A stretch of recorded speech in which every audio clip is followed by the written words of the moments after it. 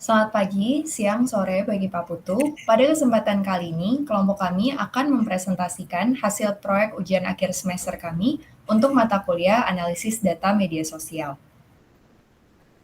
Sebelumnya, perkenalkan anggota kelompok kami, yaitu terdiri dari saya sendiri, Kalista, dengan NPM 616-2001-001, lalu ada Nathaniel dengan NPM 616-2001-039, dan Bianca dengan NPM 616-2001-177. Pada proyek UAS ini, kami memilih tema yaitu destinasi wisata.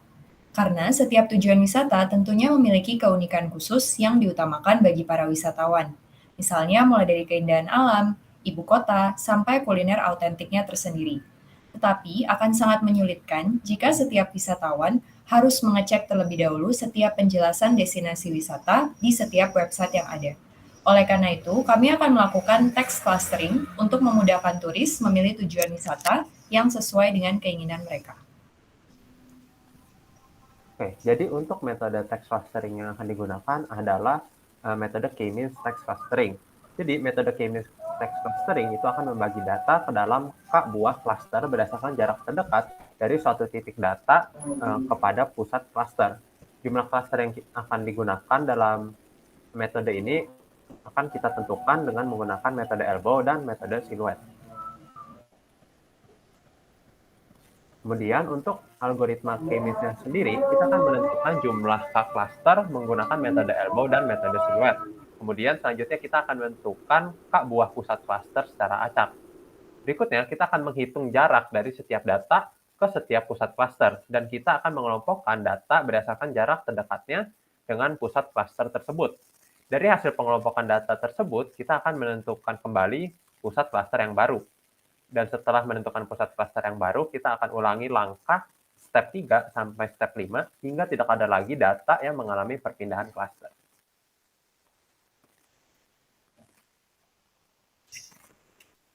Selanjutnya, data yang akan digunakan adalah sebagai berikut ini.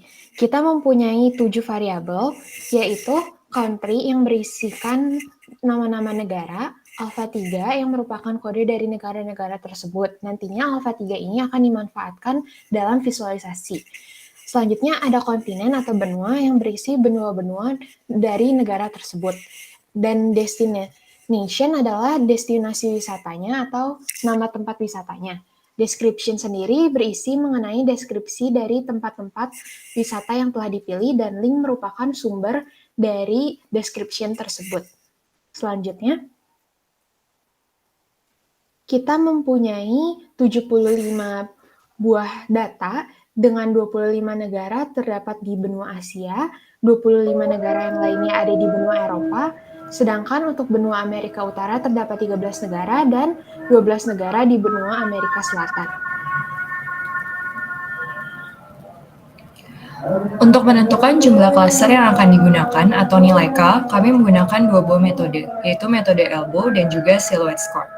Pada metode elbow ini, kita akan memilih nilai K yang memaksimumkan penurunan nilai skor, di mana di sini dipilih nilai K sama dengan 2, dengan besarnya skor adalah 71,051.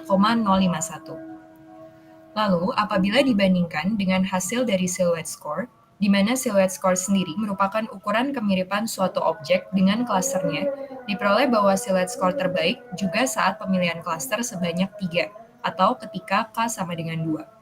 Pemilihan klaster tersebut didasarkan oleh fakta bahwa tiap klaster memiliki nilai silhouette score di atas rata-rata, beserta ketebalan dari silhouette plot yang lebih seragam menunjukkan bahwa jumlah klaster yang optimal adalah sebaik 3, atau terdiri dari klaster 0, klaster 1, dan klaster 2. Selanjutnya, setelah dipilih jumlah K-nya, kita melakukan K-means text clustering. Sesudahnya, kita mendapatkan klaster-klaster sebagai berikut, yaitu klaster 0, 1, dan klaster 2.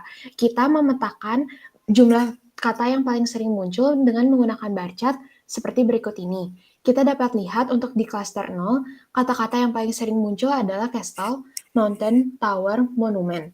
Sedangkan untuk klaster 1, ada building, world, katedral, museum, dan juga monumen. Sedangkan untuk klaster 2, terdapat city, capital, park, world, building, palace. Nah, selanjutnya, Dari kata-kata yang paling sering muncul tersebut, kita buat suatu word cloud cluster sebagai berikut ini. Semakin besar kata yang muncul, maka semakin sering kata itu muncul di cluster tersebut.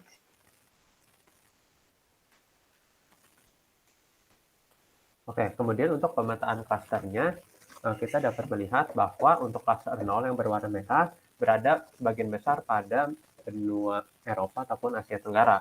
Dan untuk klaster 0 kita ambil contoh misalkan negara Indonesia. Negara Indonesia termasuk klaster 0 di mana salah satu kata yang paling sering muncul pada klaster 0 adalah mountain. Dan ini selaras dengan fakta bahwa Indonesia sendiri merupakan negara yang kaya akan wisata alamnya atau dengan contohnya adalah pegunungan.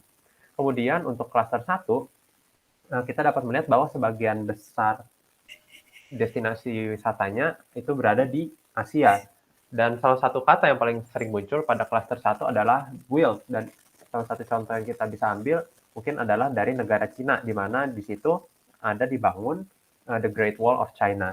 Kemudian untuk klaster yang terakhir, klaster 2, itu sebagian besar berada pada benua North America dan South America, di mana karakteristik dari klaster 2 sebagian besar menunjukkan pada daerah perkotaan atau taman, dan ini selaras dengan contohnya negara Amerika, di mana salah satu destinasi wisata yang terkenalnya adalah New York City, di mana di daerah situ juga terdapat banyak taman-taman yang terkenal.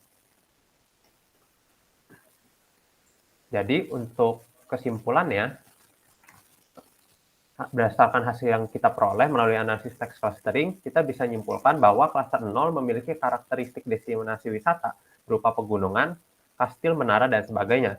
Sedangkan untuk klaster 1 itu memiliki karakteristik destinasi wisata yang berupa katedral, museum, dan berbagai jenis arsitektur tradisional. Sedangkan untuk klaster terakhir itu memiliki karakteristik destinasi wisata yang berupa perkotaan, taman, dan istana. Nah, sehingga melalui pengelompokan tersebut, wisatawan dapat menjadi lebih mudah untuk menentukan destinasi wisata yang ingin dituju melalui karakteristik dari jenis wisata yang ingin dilakukannya.